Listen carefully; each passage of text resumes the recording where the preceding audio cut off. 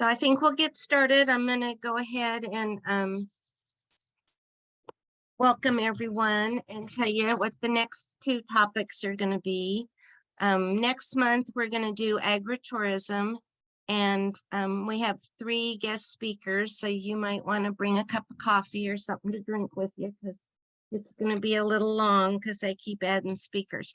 So Frank Gehringer is someone where Cecil and I work part-time, and they do a lot of you-pick, strawberries, blueberries, blackberries, peaches, watermelon, apples, all kinds of stuff. They add new things every year. And what they're going to talk about is a lot of the resources that they use, some of the national companies meetings that they go to, all the people who share their donut recipes and how to make different slushes, that sort of thing. Then Clint Walker from Rogers, Texas, is going to be talking, and they were commercial beekeepers in Texas. They did queens and packages was the main part of their business. And then when the African bees hit, they had to do a 360 and reinvent themselves. And so they got into a lot of agritourism. They do mead making, they make soaps, they do candles, creamed honeys, different things like that. They're still in bees and producing honey and selling it wholesale, but they've, really had to reinvent themselves. So he's going to talk about him. And then locally, we have our own Chad Gilliland, who's going to talk, and Chad does some agritourism. He actually has a butterfly house, and he's got a really cool place out there. So he's going to share some of the things that he's done. Then in May, we're doing a beeswax thing. We have a gal who's going to talk to us about, she does these beautiful beeswax sculptures, and she's local. Her great aunt, I guess, is a beekeeper, Rose Lee. And so Bridget has done just some really cool sculptures. So she's going to talk about that. And we have Jay Francis is going to talk about building a solar wax melter. And then Joe and I are trying to find someone who does those lanterns that, those beeswax lanterns that you make with a water balloon. So that's where we are. So I'm going to introduce Matt. Matt is from Bates City, and he's only been keeping bees like 6 years. No, I mean, I actually started in 2012. So, yeah, that's when I got my first package of bees. Now, as far as like actually keeping bees, it'd probably be like 6 years because I'm like a lot of people, I killed like every single bee I could get my hands on for the first year. I was terrible at it. So, but yeah, I first started in 2012. So Matt just introduced himself. And then Jim Kelly is on. Jim is from Larned, and Jim has done a lot of pollination, and he'll chime in with questions, or they'll kind of tag team. So anyway, all right, go for it. all right. So like I said, it's kind of a short presentation, but I'm going to kind of give you guys a lot of my opinions, experiences, people that I've talked to, but basically pollination service. I'm Matt Winstead. I own Golden Rule Farm, Midwest Bee Removal. There's a slide I got from another presentation. So who am I? So beekeeper father, part-time internet ninja. I started beekeeping in 2012. I started Midwest Bee Removal and Golden Rule Farm in 2015. We run between 400 and 800 colonies. We typically send bees to 3 to 4 different states, and we produce honey, nukes, and also offer pollination services. So what is pollination? So here's a good little picture of it. It's a transfer of pollen from one flower to the other, and there's kind of how it all works and whatnot, and then you produce fruit. So pollination services from honeybees and other insects provide, and of course I can't read this with this thing. Hold on, let me see if I can. There we go. The backbone of ensuring our diets and diverse, plentiful fruits, nuts, and vegetables, and there are over 100 crops grown in the United States for pollination. So that flower right there, I went and found that online. That's actually an almond flower right there. So they are gorgeous out there. Now, here's just one of the better pictures that I could find of a lot of the different like fruits and nuts and field crops that we have.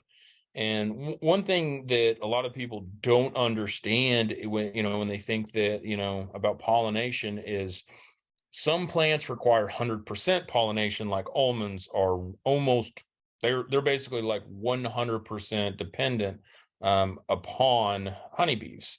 I think it's blueberries and let's see, it's like blueberries, cherries, and a few of them are like 90%.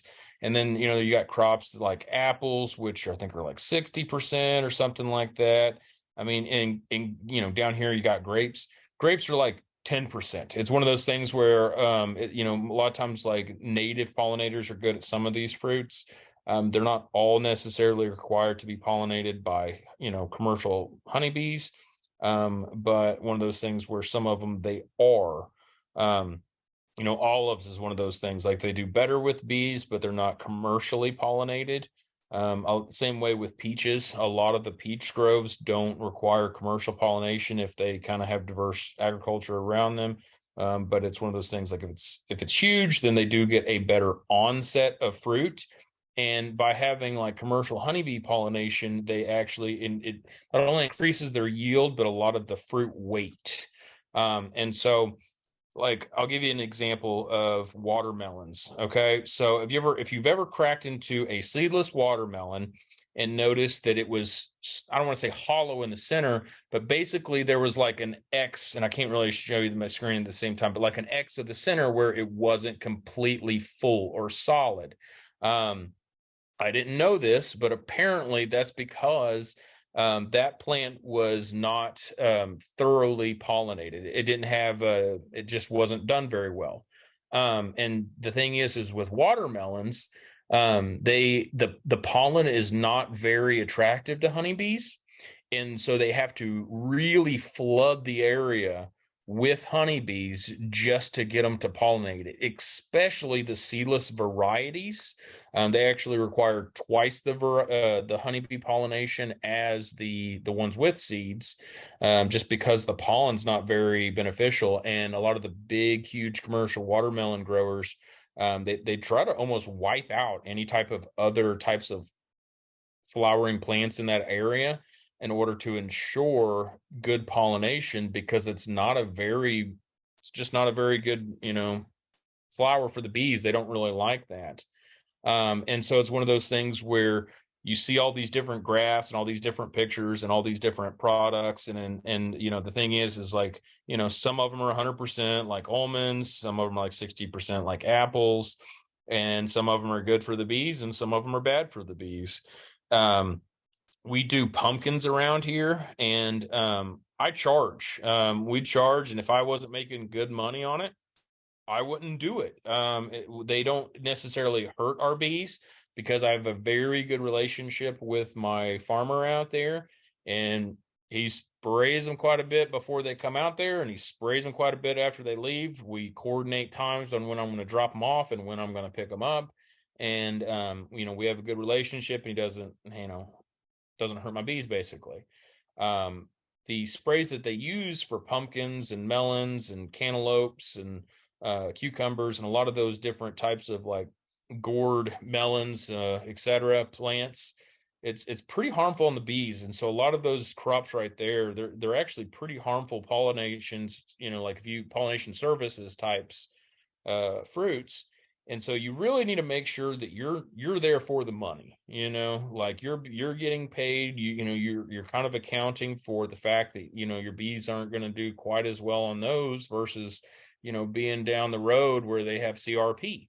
And so it's got to be about making money because they're going to be making money on that crop. More than likely they're going to spray them. You might have some problems, but I will say this: don't think that just because they spray it's the end of the world either. So we're out there in California right now. We've pollinated the plums, the apricots, blueberries, the almonds, cherries, all these other things, and they spray. The thing is the stuff that they spray for those is typically not as harmful as the melons and gourds. And man, we get the best looking bees. I saw some study one time that almonds actually produce some of the highest quality, like protein amongst our country, and it's a complete protein with all the amino acids, meaning that bees need to survive. So a lot of different of the spring variety pollens that we have and nectars, it doesn't have that complete source of amino acids and all the different proteins that bees need, and so they have to diversify on, but almonds are the other hand. So one person asked me one time, they said, would you do almonds for free? And I thought about that, and it's like, man, if I lived somewhere within, thrown on the back of my truck, so say 2 hours away or so from the almonds, and I had some dinky hives that weren't able to get paid for them, would I move them? And the answer is yes. I would risk the sprays. I would risk, the theft. I would risk everything, because I've seen bees that go into almonds, and I've seen bees that sit in fields, and I've opened them up the second week of March, and every single one that I've ever opened up looked better coming out of almonds than set in a field somewhere. And that's, I mean, that's just how it goes. I mean, they still look good in Texas, but warmer climate and everything, pollen comes on, early like it does in California. But one thing that a lot of these other southern states don't have that the almonds produce is a little bit of nectar coming in. When I send my bees to Texas, and I mean, Jim will test this, you got to feed the crap out of them out there. That pollen will make them brood up like crazy, but they have like almost no nectar until, say, April or May. And you end up going through so much feed, it's just insane. And man, the almonds, while they don't produce a ton of nectar, it's enough to kind of keep them going, and they'll come back with enough frames of honey where you can split them and do pretty good without worrying about having to feed them every week, like if they were to sit in Texas. My buddy, his trucks got canceled this year, going out to California, and he did the math, and he said that each hive required, versus going to California, okay, an additional 71 pounds of syrup per colony. Like, that's a freaking ton, especially if you have thousands of hives like he does. And so it's one of those things where if he would have sent the almonds, not only would he have got paid for his bees out there, he wouldn't have had all that feed bill that he had by sitting in Texas. So, some of these crops, while, they do have some disadvantages, they have advantages that, that just sitting in a CRP field don't have. So, you got to think that, your apples are probably going to produce some nectar, and your apricots are going to produce some nectar.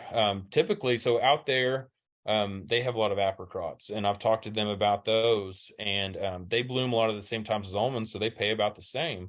So I've kind of worked out to plan with my broker to where I'm going to go into the it's going to be the apricots. It seems like peaches, apricots, plums, and all that, as next year. And I just got to get my bees there a little bit earlier, and then they're probably going to stay there about a week later. And but I wanted that to make just a little bit of extra weight on them, and they tend to do that. Now, blueberries is one of those crops where, you want to make sure that you're getting money. And I put my bees in blueberries, and they've done great. But I have heard stories about people who have had some bad luck with the pollen from blueberries. So it's one of those things where, if you've been in beekeeping long enough, you've seen kind of like what dandelion pollen can do on your bees, how it's not, it's got some problems. And blueberry pollen is about the same. And so it's one of those things, like they can get a little bit of nectar from them, which is good, but sometimes the pollen can be a little bit questionable. Citrus trees, man, if you can get your bees on citrus, do it. Citrus is becoming harder to get on. More than likely, you're not going to get paid anything, but if you can make some citrus honey, that's, in my opinion, my favorite. So cranberries, cranberries are terrible on the bees, and I'll be honest, I don't know why. It's one of those crops that doesn't pay very good. And it's up in like Wisconsin and some of those northern states. And everybody I've ever talked to, it's almost like sacrificial lambs for your bees. And so I do not send my bees to cranberries. I will not send my bees to cranberries. A lot of these guys that have more bees than places to put them is usually who does cranberries. And it's one of those things they kind of know that it's going to hurt them, and they're just kind of okay with that. Be honest, don't know anything about kiwi fruit or loganberries. I know macadamia nuts produce quite a bit of honey. Don't know what it pays. Nectarines is going to be one of those citrus. I've never heard of anybody putting bees on olives. Never have. So that's something I don't know about. Peaches or pears, kind of the same. Don't know anything about asparagus. So broccoli is a brassica. I can only imagine that's great on bees. But once again, don't have any experience, don't know anybody who does that, or carrots or cauliflower or celery. My buddy said he put in cucumbers one time. He said that it wasn't as bad as the other types of melons, but they didn't do anything. Pretty much anytime you put it in any of the melons or the gourds, like you got to feed them, you got to give them pollen. It's not going to be good for them. The sprays are harsher. So make sure that you're making money on those. All the cucumbers, cantaloupe, honeydews. I've heard pretty good things about the onions. Once again, I don't know much about them. The pumpkins, like I said, I had a really good. I don't know if I said this in the beginning, but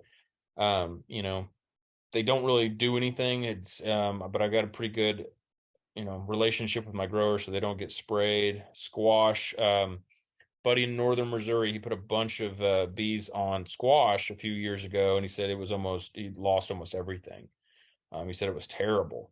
Once again, it was because of sprays. You got to look at the sprays that they're using, when they're spraying them, how they're spraying them, what they're doing. And if you're not making money and you don't have the bees to spare, like don't risk it just to make, $50 a hive. Because most of the time, almonds, you're going to get pretty good pay. Like, it was about 185 this year, 180, I think, if you're using a broker. If you're not using a broker, you might get 200, but that's going to be harder for us out here in the Midwest. So you're looking at $185, but your bees are come back outstanding. Almost every crop that I've ever heard of is less than $100. And so it's one of those things where it's got to be worth it. And for me, a lot of the squashes and gourds and watermelons and honeydews, cucumbers, none of these right here are worth it. So I know I don't know that much about all over Kansas, and but I know that our alfalfa growers out here, man, it seems like the very first flower that blooms in these alfalfa fields, they cut those things. So I've never seen any great honey production from that, nor have I heard of anybody ever getting paid for that around here. Out there on the west, they do a lot of alfalfa seed. And man, I got buddies that, man, he puts on there and he makes a mess of honey on alfalfa. That is his main honey crop. And it's one of those things, like, since they're doing seed production, multiple crops over the summer, and he just loves it. He doesn't get paid for it, but he just loves it. Um, Cotton. Cotton's one of those things where you kind of have to be a little picky. I've heard great stories about cotton, and I've heard terrible stories about cotton. And from what I've gathered on cotton is it really depends on the type of cotton that they do and what they spray and when they spray, etc. There's guys I know that they make bumper crops of honey off of cotton. And there are guys I know that will never put it on cotton again because it is very harsh on them. So the guy that I know in like Georgia, Florida line kind of guy, they do a lot of cotton down there. He said, what do you call it? It was the third generation hybrid cotton or something like that, where it's got the pesticide in the plant. He said that's way harder than if they spray before and after, because it's in the plant. So when the bees get in there, it just tore them up. And he had some major losses on cotton this year versus previous years. He's had really good luck. Oh crap! How do I go back? Versus previous years, he would make a full super of honey on cotton. And so it's one of those things where you kind of have to be careful on cotton. Don't know anything about legumes or peanuts. Rapeseed, that's going to be pretty good stuff. Soybeans are hit and miss. You're not going to get paid for soybeans. Um, I keep on a lot of soybeans, not for the soybeans, but soybean farmers almost always want you to be on their property because it benefits their soybeans. It doesn't really benefit me very much. I don't really make much soybean honey around here. I've heard it's mostly has to do with soil type. And it's you need to be in like the bottoms, like the areas with moist, loamy soils in order to produce like a good nectar flow, and then it needs a good hot, dry weather. And I just, man, I'll be feeding them with 1,000 acres of soybeans around my bees, and so they just doesn't benefit me. But the farmers tend to get about 15% increase in yield when I have my bees there than when I don't. I wish, man, I wish, and I know Jim would love to love this too, and everybody in the Midwest would love this. If we could somehow get some kind of payment for soybeans and pollination, because if I don't put bees out there, man, those farmers are like, hey, man, you gonna put bees on me this year? You're gonna put bees on me this year? You're gonna put bees on me this year? And it's like, man, they just didn't do very much honey, last year. I think I'm gonna go look in other places, and they're always worried about it. But you mentioned the idea of paying to put bees out there, and they're not for that, But I tell you what, I'd probably spend a few $100 if somebody could tell me I could increase my profits by 15%, and there's scientific data and studies to prove that. Not to mention, that from knowing what they did before me and after me. But I've never seen that check. I've never seen anything about sugar beets. Now, sunflowers, once again, I think it depends a lot on the variety, when they're spraying, what they're spraying, etc. I've heard guys making bumper crops of honey and good pollen and good bees on sunflowers, and I've heard about people getting, terrible results on sunflowers, getting sprayed or different varieties that didn't produce anything. But my buddy out there in California, like he gets paid for for sunflower seed production. Um, so it's like if you can get paid for that, that would be great. But there's several of these things where, would I go to them if I was not making any money? And a lot of times it's like with diesel so much, I'm not going to go over 2 hours for almost anything for free. I'll just be honest with you guys. Like I'm looking at the money, and it's like, I'm not going to go 3, 4, 5, 6, 8, 10, 12 hours just because it's good for my bees for this one crop, and then have all the risk involved. It's like when I go down to Texas for all the pollen and the fact that it's good for my bees, it's months of pollen, it's months of it versus just like one crop where it's going to be like, 2 to 6 weeks, and it's always like a maybe.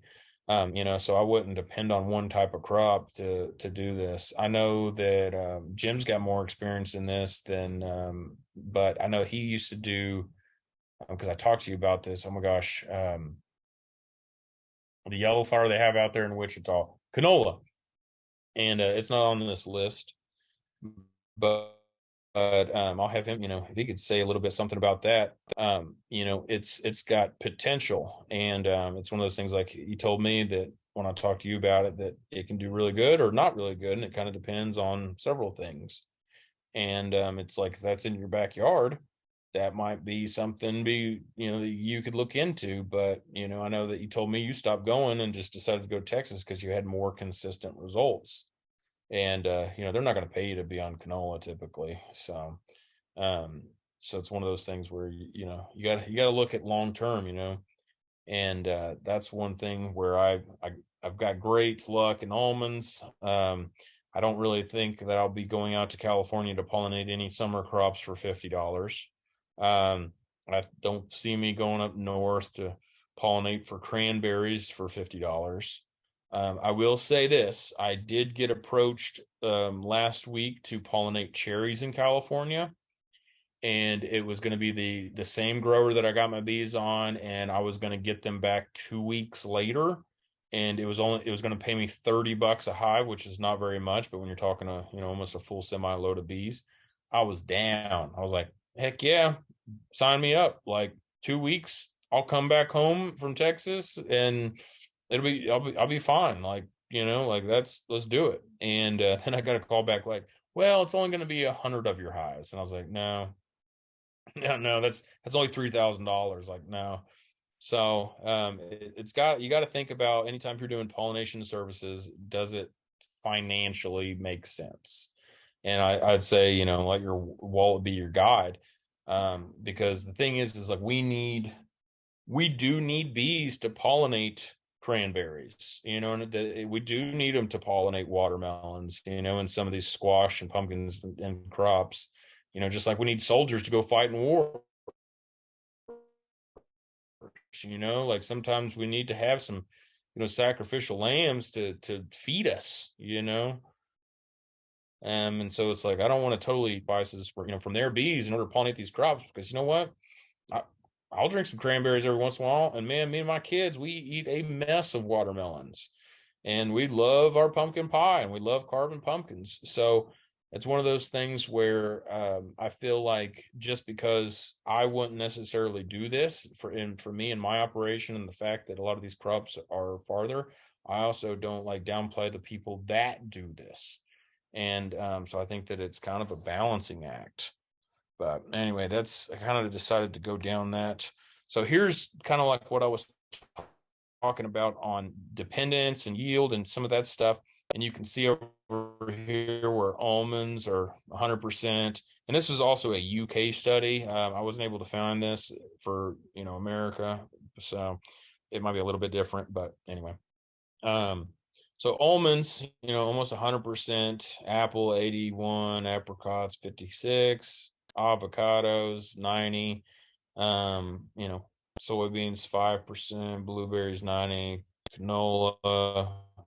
So, you can kind of see where different products, different fruits, like require different amounts of bees and all this other stuff. Yeah, see, it's like peanut. I've never heard of anybody doing peanut.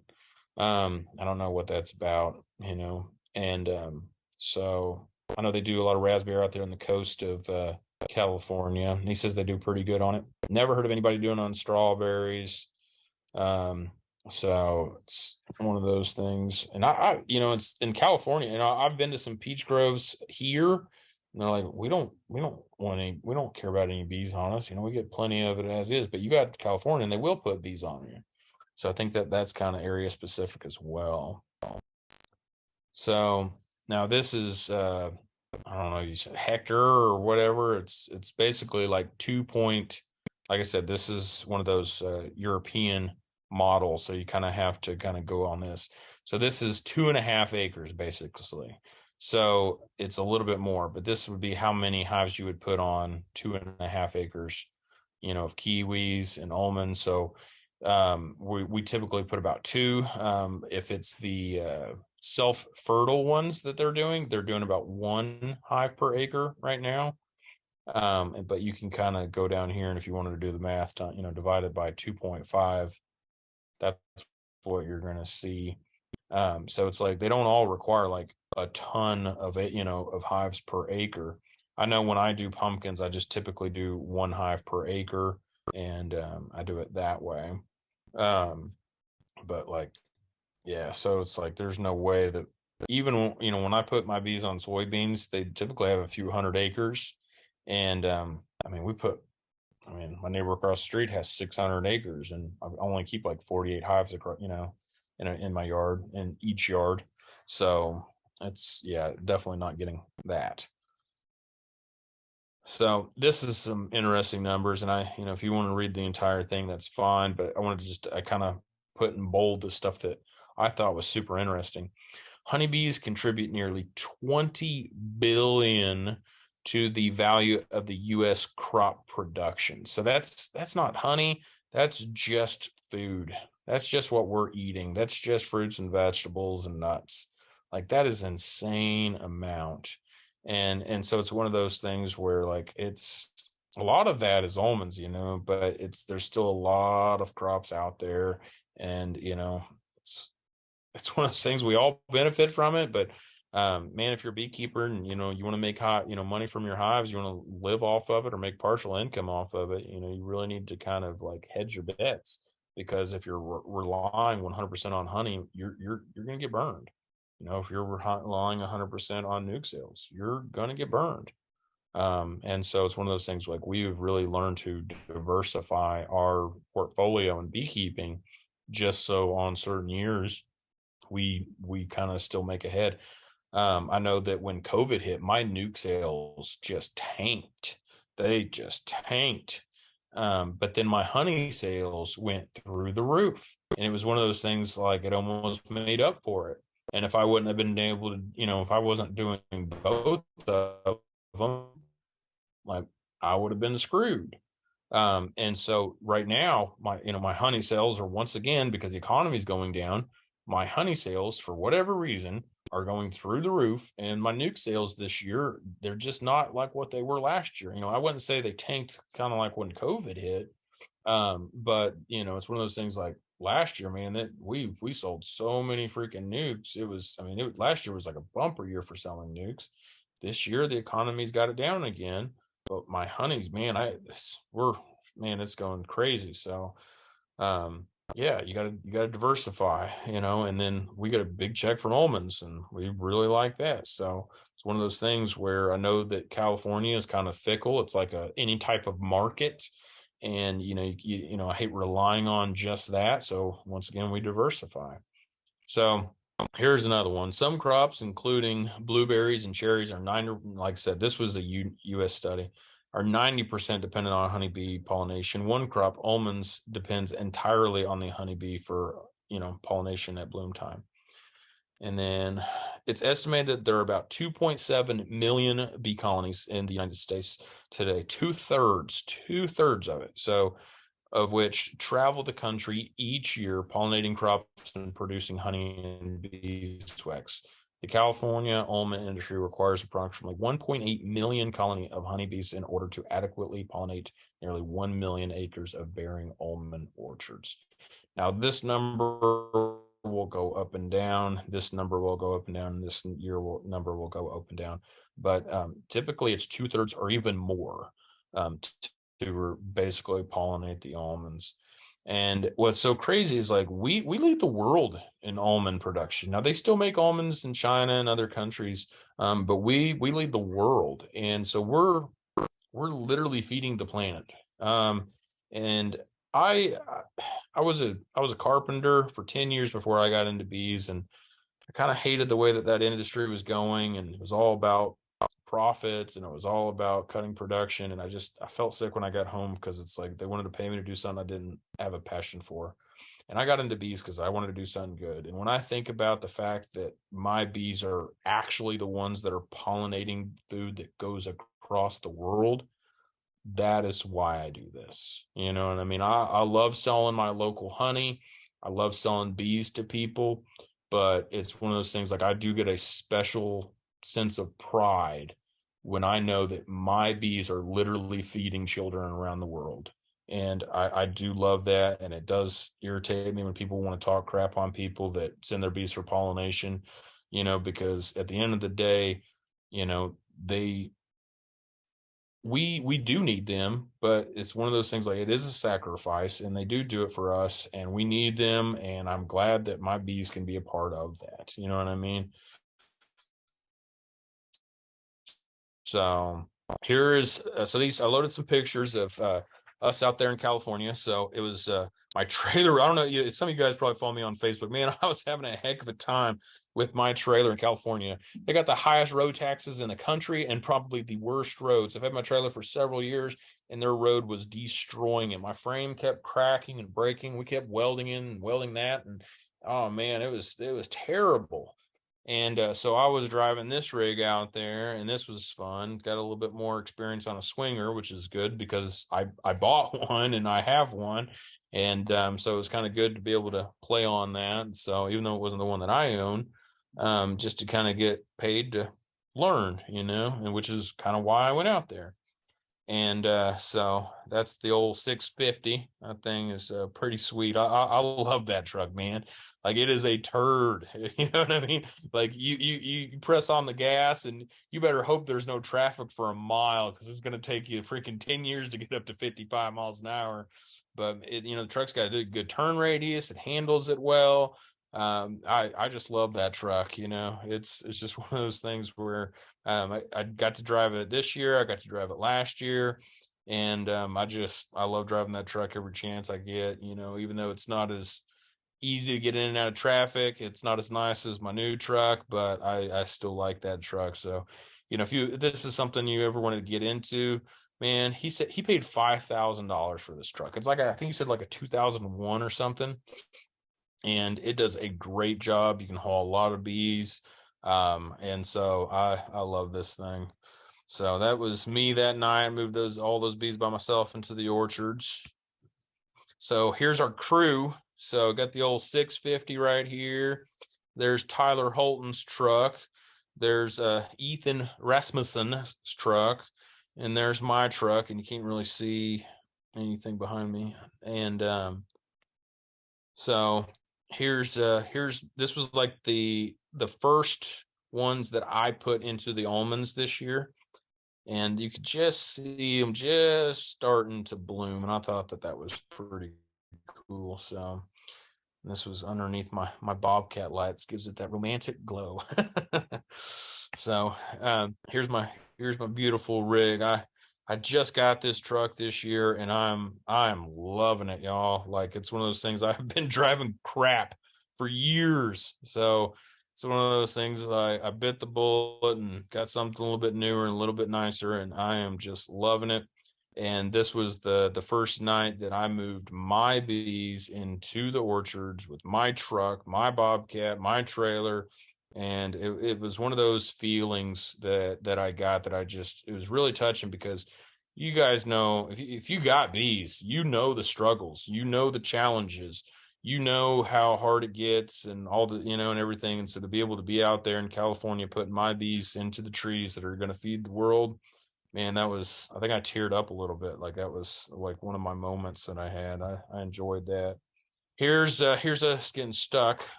You see whose bees those are. And man, we had such a hard time out there. It was just soup. It was soup. I was buried. It was a nightmare this year with all the rain. And it was just, it's farming, y'all. It's farming.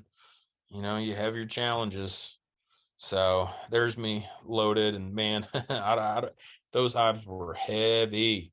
Those come out of Iowa, and man, those things were heavy. You could tell I had a big load on that night. So, but yeah, the truck handled it well. So it was a good night.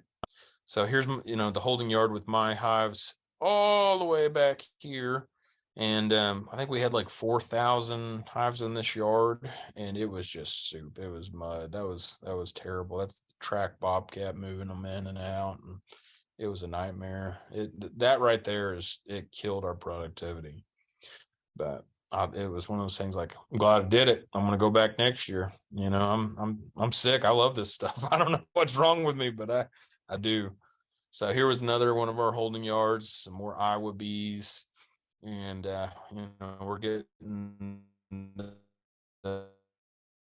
if they winter there, we basically have to grade them and everything real thoroughly, and move the ones that didn't make grade or they went downhill. And that's kind of like what we're doing, is going through and make sure everybody's up to par. And I think that might be it. Yep. So let me see here if I can.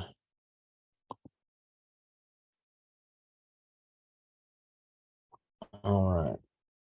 So let me look at some of these questions, and if you guys have any questions or whatnot, I'll answer them. And if nobody does, then I'll let Jim take over. Let me see if I can.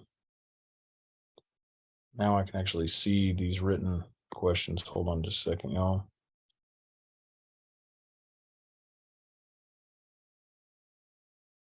Yeah, so this Jackie Campbell who's typing, she's in Saskatchewan. Wow.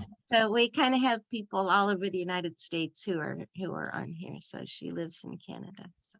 Man, I I envy you guys and your epic canola honey flows out there, man. That would be awesome.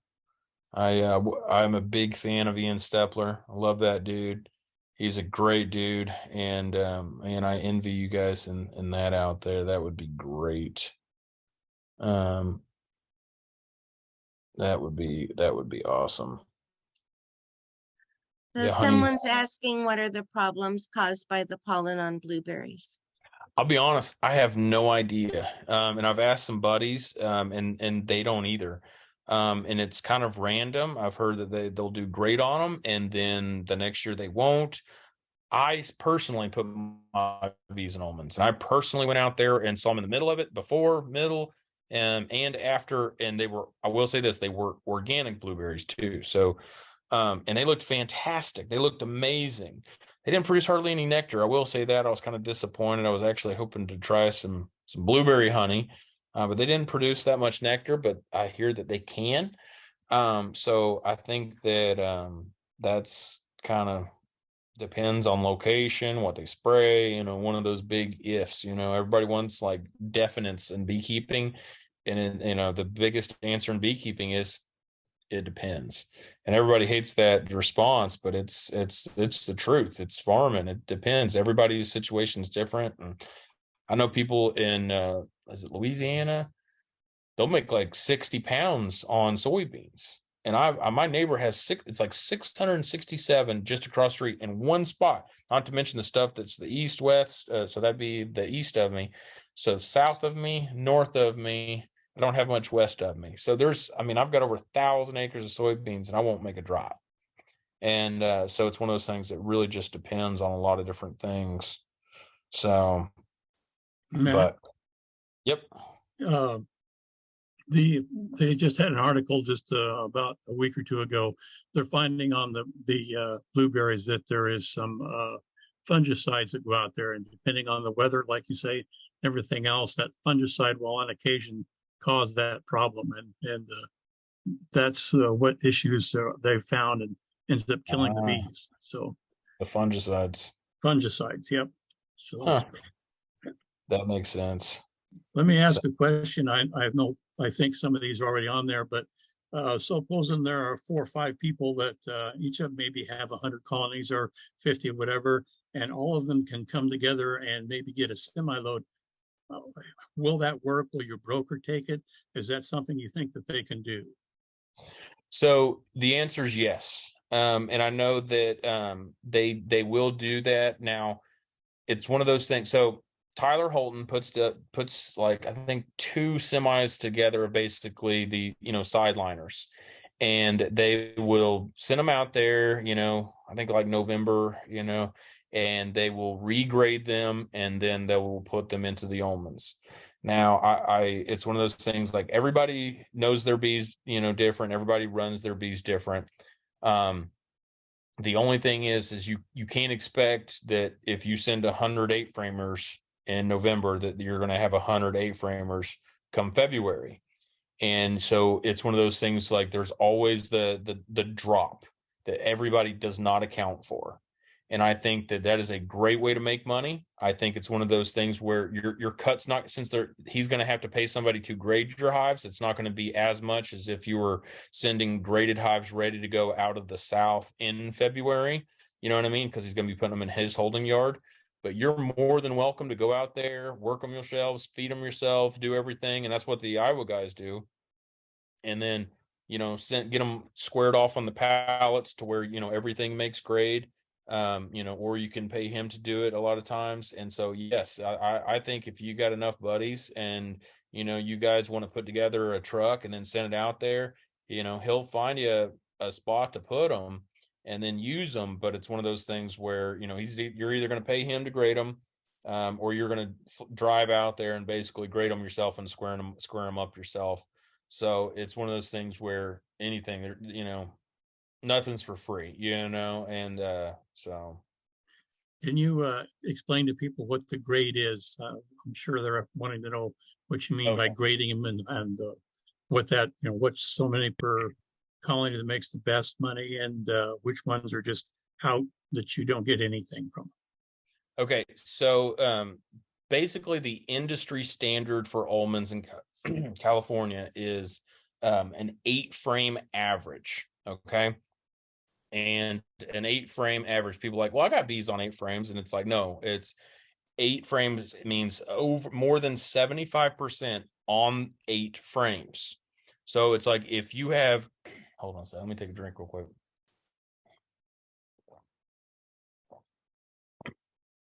And so you're going to have a lot more than bees on 8 frames, basically.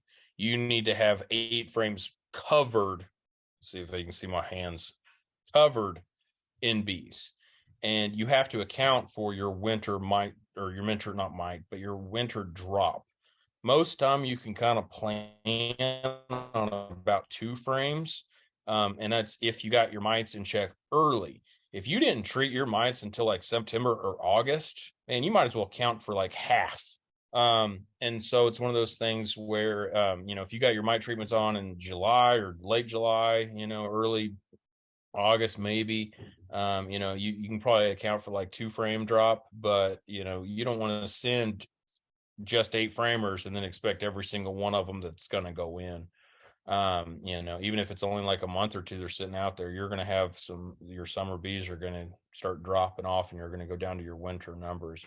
But it needs to be, you need to have an 8-frame average and a 6-frame minimum. And if it's less than 6 frames, you're not getting paid nothing for it. It's just going to sit out there and cost you money. And so you only want to send your strong hives. So it's like a lot of times on a pallet, you'll have a 12, you want to put like a 12-framer next to like a 6-framer, and then, maybe like 2 8s, but basically it needs to come out on the pallet to about 32 frames of bees. And that's kind of, what needs to happen. And so that's when you hear me say 8 frames or 6 frames or 12 frames or anything else like that, that's kind of what I'm referring to. And like I said, the industry standard is 8-frame average out there. There's also some questions about contracts. So do you contract with your broker?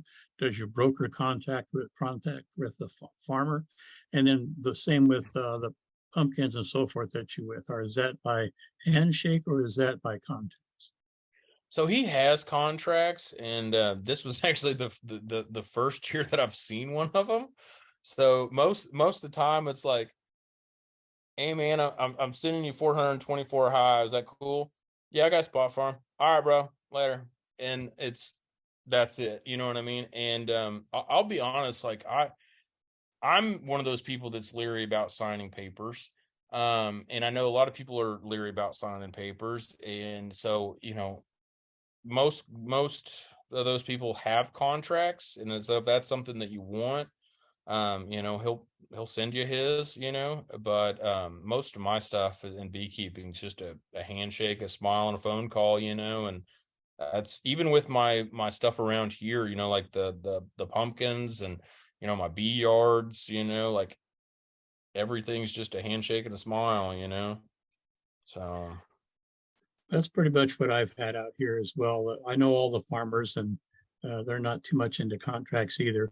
I think it yep, would be a little bit leery about corporation farming. That one I yep, might ask for one, but most of my farmers out here are people that I know, and we've never signed any contracts before either. yep. So it's one of those things, like everybody's just so leery, and now they got some new technology coming in like Bee Hero, talking about corporate farming. I'm very intrigued by that. I'm like this close to it, because I've not got into some technology things that I would have made millions on. And it's one of those things where I kind of regret not jumping in early, but it's the fact that you sign that contract, and I've heard about people getting their contract dropped like 2 weeks before almonds, that's the part that scares me. And that's the number one reason that I went out to California.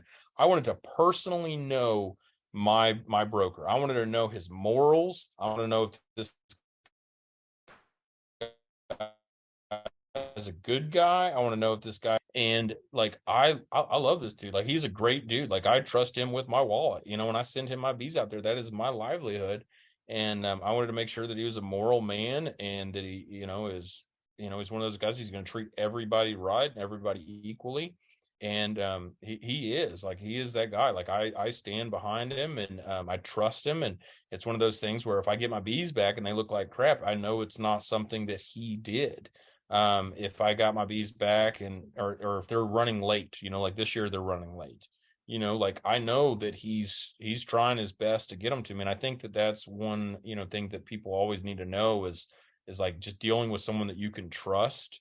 Um, because this is your livelihood, or it's a good portion of it. I mean, bees aren't cheap, and it's like if you got 100 hives, I mean that's a good amount of hives. You got a good amount of money in that, and it's one of those things. Like I know that I don't take it lightly. Whether it's 50 hives, 100 hives, or 1,000 hives, and I think that sometimes having that little investment in the beginning of going out there and meeting that guy and shaking his hand and kind of knowing what you're dealing with and who you're dealing with, I think it's a great investment, and that's why like last year when I went out. I didn't get paid. I didn't get paid a penny. I paid for my airfare. I paid for my gas. I paid for my food. And I went and worked for him for 7 days for free just so I would know him and know where my bees were going. And, but now I'm reaping the benefits because, I can figure out what crops I want to pollinate out there. I'm the first guy that gets, like the option to put into cherries. So like it's just like anything, if you invest in it, like it'll grow, and so I feel like it's kind of the same way. But so your canola, like when you used to do that, like I talked to you like a while back. I remember, you kind of said you stopped doing it. Like what was the reason that you stopped doing that, Jim? It was the same reason that Texas, of course, was, like you said, is very consistent down there. We tried to do the canola thing, and so some years you might be okay, some years not. We used it for just building up the nukes, is what was down there. I think one of the people that were on here in the chat line talking about the canola up in Canada, and they were very correct in the fact that if you try to go for a crop with it down here, they put it on very fast and it crystallizes right in the frame and you can't get it out. So you have to pull them before it caps, bring it up and extract it. And that can be high moisture here. And there was just a lot of issues. So the guys from California, Brandon Bouillet and some of those guys dropped 4 or 5,000 in there, and they only stay there just long enough to build them up, and then they're out of there. And so for me, Texas did the same thing, and I just bypassed the canola area and came up. So that was the reason why I did that. But canola is very unique in itself, and it's very hard when it's crystallized to get it out of anything. So Yeah. pretty tough. Pam, you want to talk about alfalfa? So Jim's in Western Kansas where they raise alfalfa for seed. Where we are, they raise it like for hay. So out here in Western Kansas, we have lots of alfalfa fields, and yes, they do cut it about. See if I yeah that they do cut it quite frequently, about 10% bloom. But there is so many alfalfa fields out here. We have circles. If you're not familiar with that, that is a quarter section that is run by an irrigation system that goes around in a circle, and we may have an entire square mile of nothing but alfalfa. And our trick there is that while there's a lot of alfalfa, they are owned by 2 or 3 different farmers, and none of them go at the same time. So we may have a good 4 to 5 weeks of something blooming somewhere within range of those bees. We used to, when I had 13,000, we used to also pollinate fields for seed, but these were, again, very huge fields. And so we took in pollination of alfalfa, it's 4 hives per 1 acre. So you figure 200 hives, or excuse me, 200 acres. That's an awful lot of bees to set out there. We had the capability at that time to do so. You didn't make much alfalfa because, again, in a colony, there are a smaller number of pollinators than there are nectar gatherers. And so that's the reason why you have to have so many hives out there when you're doing the pollination, is for the pollinators to get after it. And the other part to that is once the pollinator went in and got the pollen out of it, he had to trip a particular flower pod, which he got hit in the head with. The nectar gatherers learned how to slide to the side and just suck it out. But once that's done, then at that point in time, the plant ceases to secrete nectar. And so as you go, then the nectar goes down. And so you want to get them out as soon as they're through or doing the pollination part. And the field looks almost actually like it's dead. That's when it's time to do some cutting.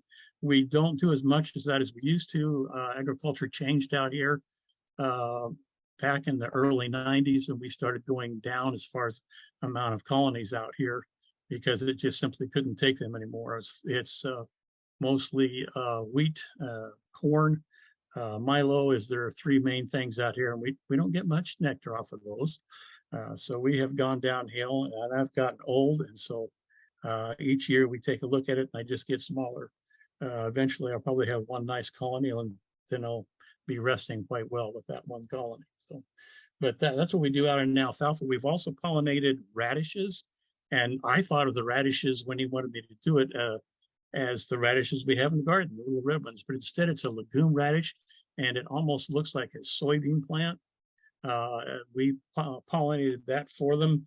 That was about one hive per 4 acres as well. We had a pretty big field, but so it took what I had at the time, most of them out there.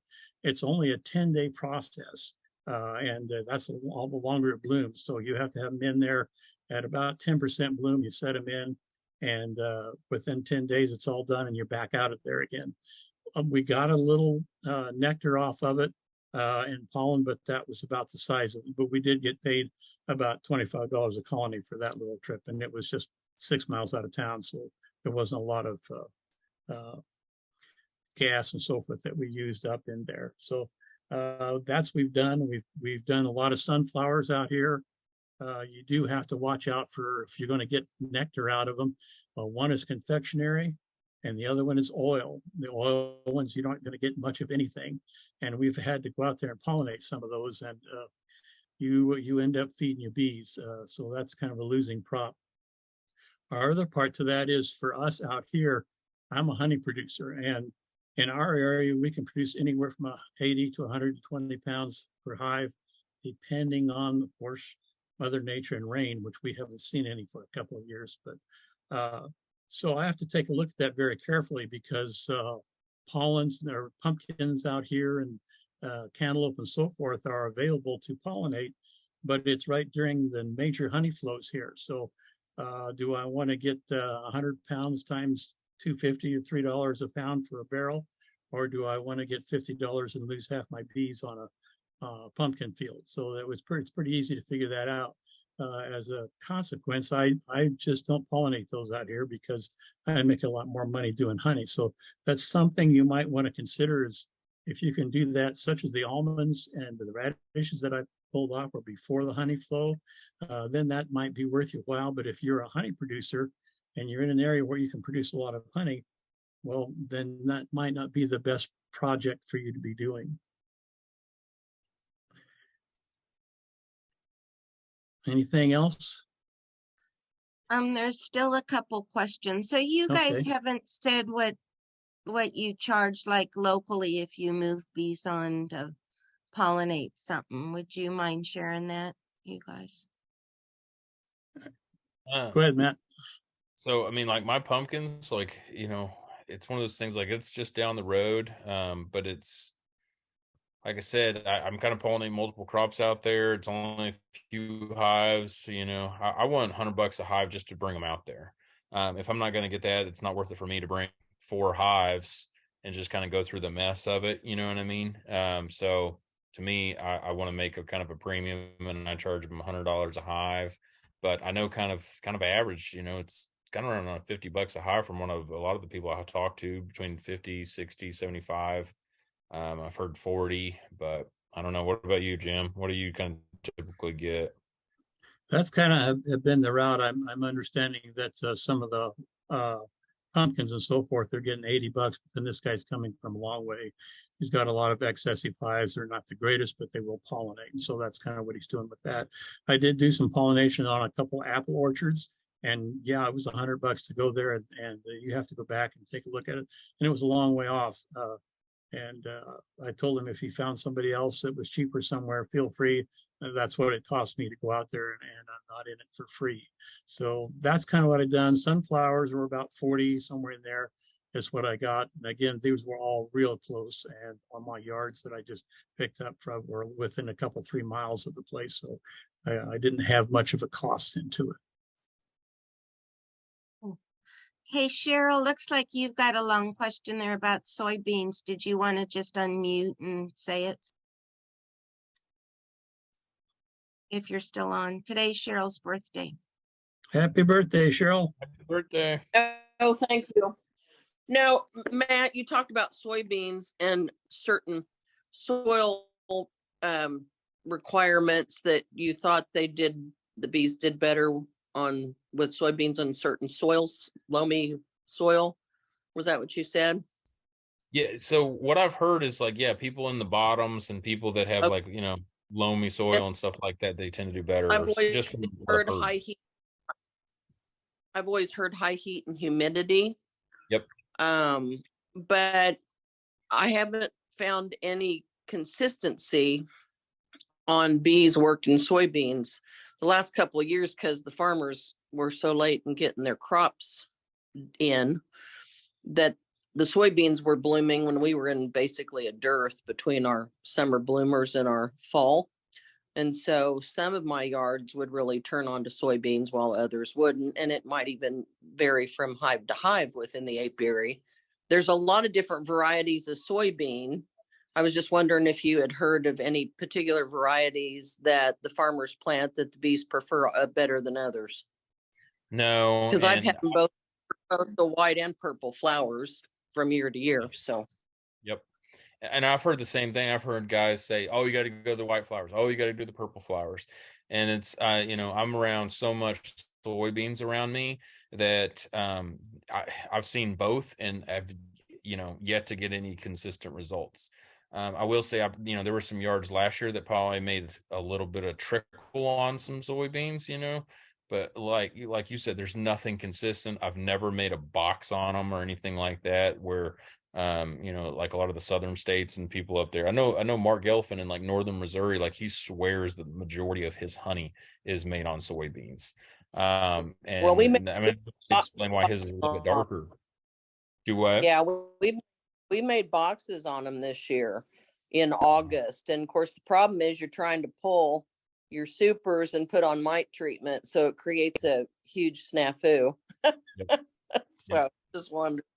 Yeah, we were definitely not making no box in August, No. So I'm in a pretty poor area, it seems like. So I make honey, but definitely no 120 pound average like Jim. So I'm gonna send my bees out there. Who've been on top of them? Exactly. Yeah. There with the drought out here. I'm sorry. Go ahead. With the drought out here, Matt, you'd be pretty unhappy with the world. It's pretty dry. Probably like everywhere. It's just, you probably, are you still getting 120 pound averages like even now? Not last couple of years we haven't, no. Okay. But okay. Yeah, with that drought, but that drops down.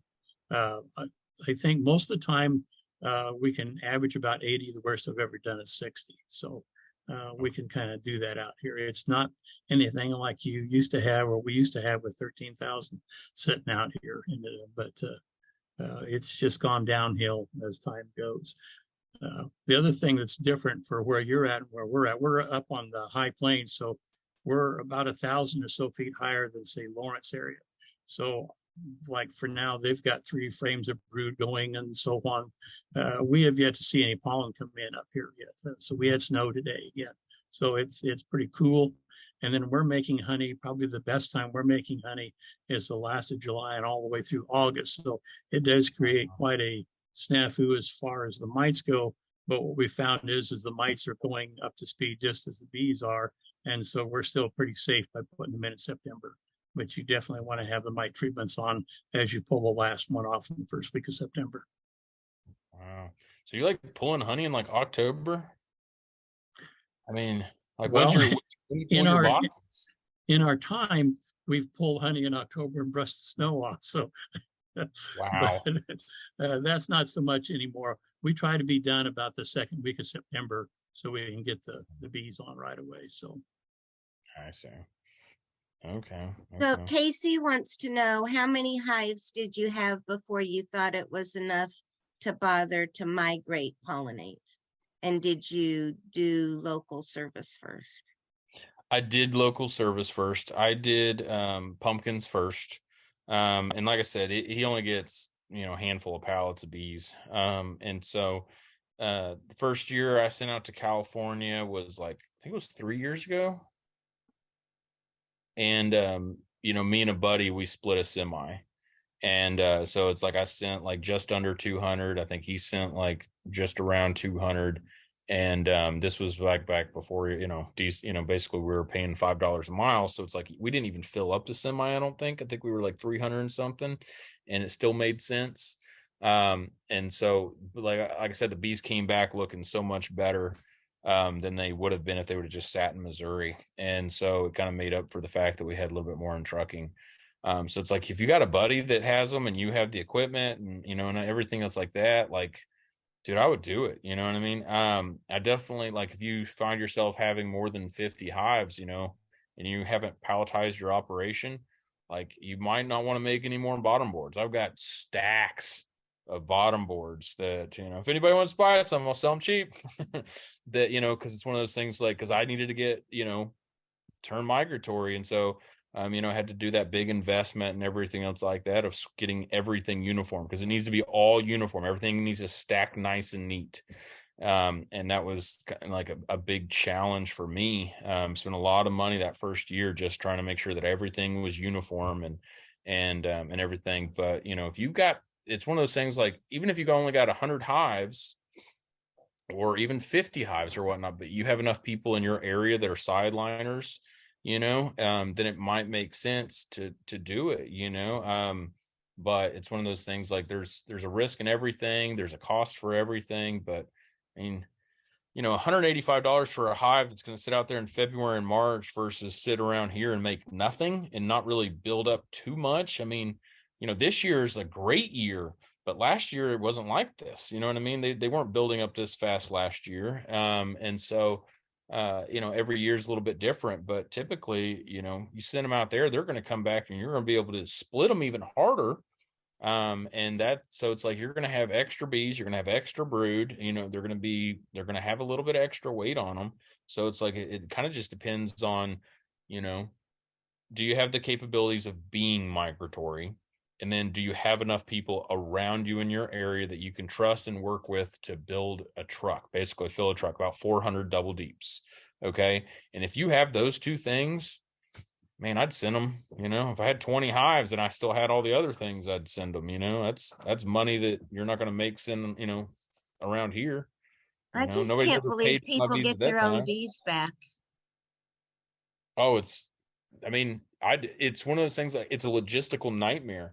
But that's one reason I wanted to see all this. You hear all the horror stories, and that's why I had to go out there, and so if I were to listen to all the advice from people that aren't commercial beekeeping, like, I never would have made it, because you hear all the stories from people who don't do it. And when you actually start, like, paying attention to the people that are actually making a living with bees, like, follow them, because anybody can tell you a horror story about this and that, how they knew a guy and blah, blah, blah. And it's like, no, like, I want to follow the people that are actually doing this, actually doing what I want to do. And so I went out there, and it's like, yes, there's theft. Yes, there's helicopters spraying, but, yes, you hear stories about people shaking packages out of bees or stealing frames or doing all this stuff and doing that. And it's like, man, I'm here to tell you, like, they don't have time for that. He's making, a lot of brokers are making like $20 a hive. And we moved in over 50,000, or no, I'm sorry. We moved in 50, it's like 15 or 18. Let's see, like 20,000 hives. Let's just say low side, 15,000 hives. Okay. So, he's making $300,000. He doesn't care about somebody's 2 frames of brood. You know what I mean? He doesn't care about shaking a package out of it for $50, And so it's one of those things where, a lot of these big brokers, I mean, they're making millions of dollars just on their brokerage fees.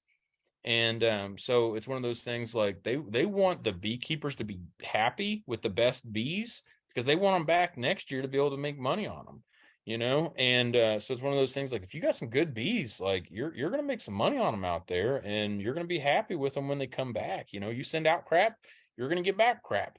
You know, you didn't get your mites in check, you'll find out. You know what I mean?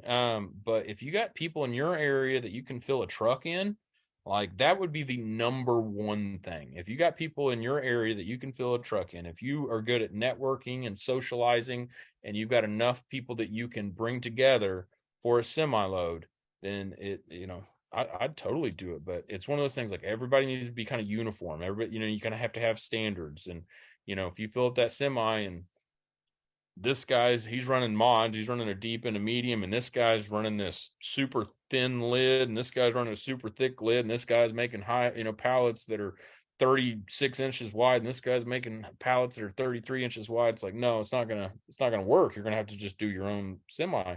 But if you kind of are good at networking and know people, and like, man, I'll give it to Tyler Holton up there in Iowa. Like he is a great networker, and he talks to everybody, knows everybody. He gets everybody on the same page. And man, you got guys out there getting, $20,000 that, just have a little over $100,000, or 100 hives, 20 grand for somebody that has, 150 hives. That's a good chunk of change. You're not going to typically get that off a few nukes and a few drums of honey, like it's a good chunk of change. And it's at a time when you're not getting it, and your bees come back stronger than if they were to sit here. So I've never seen bad sprayed bees. I've heard the stories just like everybody else. I've never seen them. Never seen them. We were out there and we looked at, thousands of bees. And I just didn't see any of that. I haven't seen, that downside that everybody talks about. This year's rain. I mean, that's the worst thing that we've had is the rain. I haven't had sprays. I've had rain problems. So So there's a few more questions. One person commented that blueberries were added to the bad food list of pesticides. So I saw that today. Someone wanted, I think you handled this sample pollination contract thing, that you didn't really know much about it. So snow in Wichita. And then Robert's wondering about financing. Like, did you take out some serious loans to build up so quickly? I have, like, and I'm not ashamed of it. And one of those things where I'm a big fan of loans, and it's one of those things like I wouldn't be here, but I don't believe in taking big loans. I've always so this is a business and you have to run it like a business. And I always believe in proof of concept first. So it's one of those things where it's like, if you can't figure out how to grow to, say, 100 hives by the money that your hives are making, then you don't need to be getting any loans. You need to actually be able to have a profit from your bees before you should consider investing in that, if that makes sense. You need to have like a track. I wouldn't invest in a brand new stock market just hoping that it's going to make money. You know what I mean? You want to see that track record that is actually growing, and that includes investing in yourself, and so I'm not gonna hope and pray that my bank account gets bigger. You know what I mean? Like, I want to see that I actually know what I'm doing before I invest in myself. And I feel like if you're going to invest in yourself and get a loan, then you need to be showing yourself that, like, hey, this is something I'm actually good at, or I need to go back to B school and read some more books and watch more YouTube videos, learn some more lessons before I go to the bank and pull some money out. Because it's one of those things like that truck I got out there, it's not cheap, but I've been, like I said, I got bees back in 2012, and that's like the first nice piece of equipment that I've bought. My loader has over 6,000 hours on it. You still don't see me out there driving a $60,000 loader. That truck, like, that's the first time I ever bought something like nice, and so now I've got 3 almond checks underneath me. So it's one of those things where I do believe in loans. I think you should, like, loans are a great thing, but be careful, because a lot of times, like, especially starting up, you got to put things for collateral, and that might be your house. You know what I mean? That might be your family daily driver. That might be whatever. And be careful with it. But if you're good at making money and you know how to make money and you have been making money, go a little, maybe pull out 10 grand, maybe, and then make more the next year and then pull out more the next year. But I've always been a really big fan of, the majority of what I make, goes back into the business. And then that's how I get my growth. And then it's like, if I need some bigger piece of equipment or like a bigger purchase or something like that, then a loan might be, on an actual asset, you know what I mean? Like a truck or Bobcat or this or that. But yeah, don't get no $150,000 loan and go buy, a semi load of bees and a semi load of honey supers and then expect to be successful. I would never advise that. So are you able, and then the next question, are you take out bee mortality on your insurance? No, your insurance is not going to cover your bee deaths. I've never heard of, seen anything like that, any type of insurance for actual bees. It's one of those things where, the ELAP program through the USDA covers like a lot of natural disasters. And so, if they were out there and they got flooded, then you can apply for ELAP. And, that's something that, people have gone through a lot this year. And I kind of learned a little bit more about because Ethan had to go through that. As far as theft, that's going to be your insurance. If you're doing this and making any kind of money on it, you should have at least a farm policy. And then that should be covered underneath your farm policy. ELAP is not going to cover that. But it's one of those things where I've never heard of any type of insurance that actually covers bees, or any other live insects like that, or, so, but no. I think that covers any of the questions. Did anyone else have anything they wanted to ask?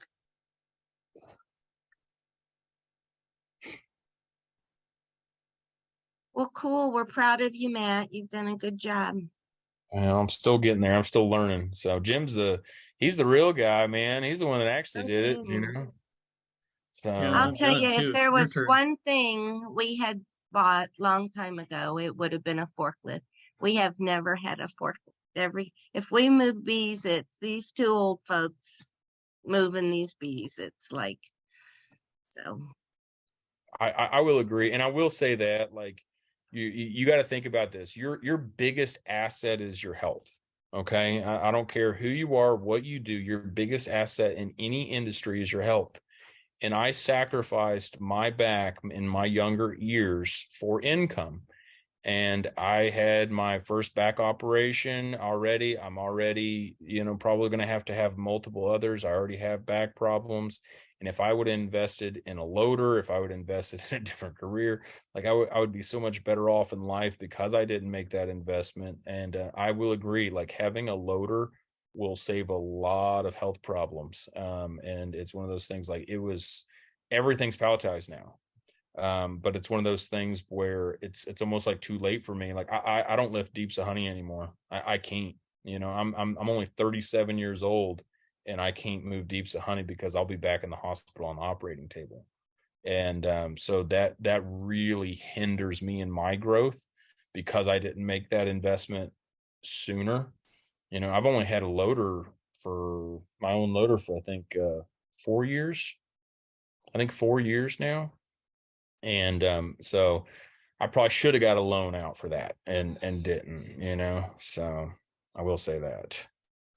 But anyway, I appreciate you guys, like Jim, I got a question for Jim. How many years did it take you to get up to that many? Would you say 16,000 or something like that? Well, the 13,000 was a nice way of cheating because 80 Honey Farms was involved in that part. So Okay.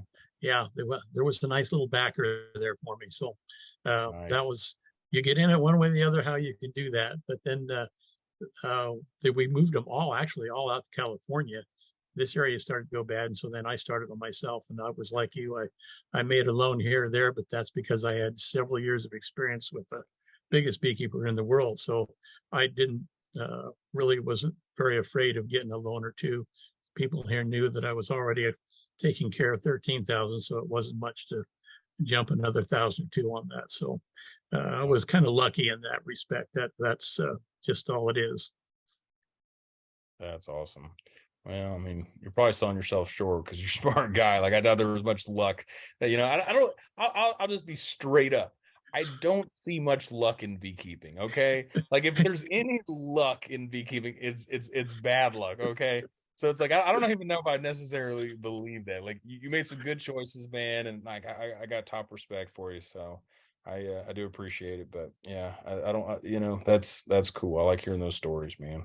So they had some like huge losses, I guess, like a few years back or whatnot. It's like I wish I knew more about their operation and everything else like that. But and they've done some good stuff. But Mhm. they're kind of interesting because you don't hear a lot about them, but they're still the largest in the nation, Yeah, So Facebook and social media is not their thing. They stay off of that as much as possible. I talk with Kelvin and Brett every now and then, but they're focused on what they can do and how they do it.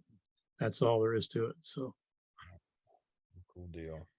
well, I live through you anymore, Matt. I'm too old to do all that stuff. So we watch you on Facebook and see Right. how you're doing. Well, thank you guys. Well, a lot of great presentations and great advice and a lot of thank yous on the chat box. So we do really appreciate that. So Well, thanks, guys. I you appreciate did a that. great job.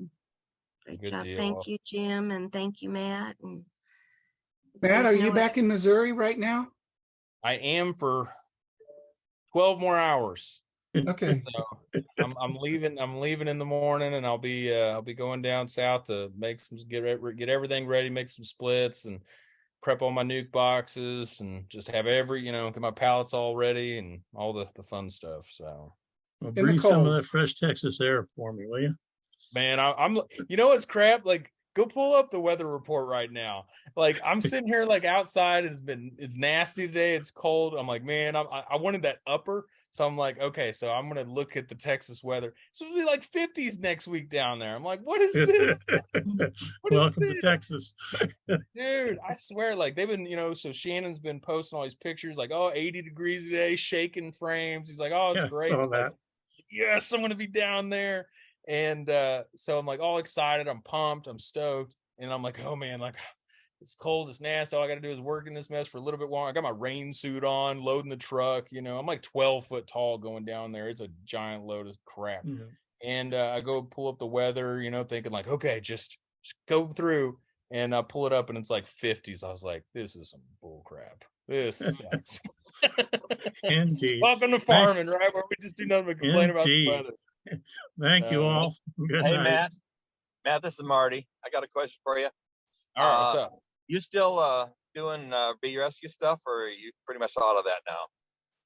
So Mike does bee rescue. Mike does it? Okay. Yeah, so I sell my nukes to Mike through bee rescue, and he sells my nukes. So I don't own or anything with bee rescue. That's 100% Mike Emmer. Okay. I know you. I still get calls for people wanting to do cutouts and rescues and stuff like that. And I still refer them to you, but he probably Okay. So that would be Midwest Bee Removal. And okay.